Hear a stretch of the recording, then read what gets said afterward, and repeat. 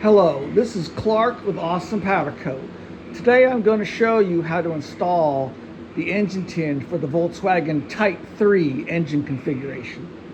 The Type 3s were made from 61 to 74, available in three configurations as a square back, a notch back, and a fastback.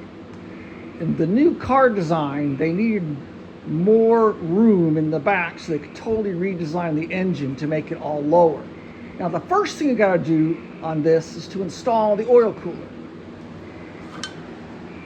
This is the oil cooler. You see it has this right here. We'll get to talk about that.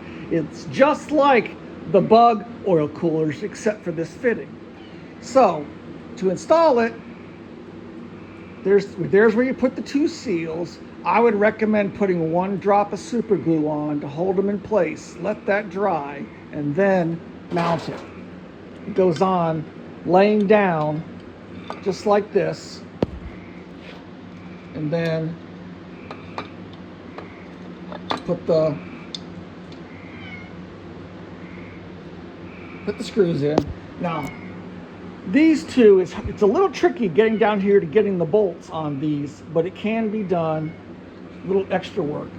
Then, after that's mounted, then you put the oil pressure switch. Now, on Bugs, the oil pressure switch goes right here.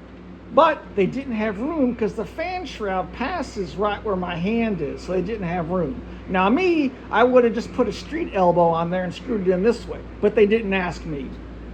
So, they made a whole new part number for a whole new oil cooler just for the Type 3s.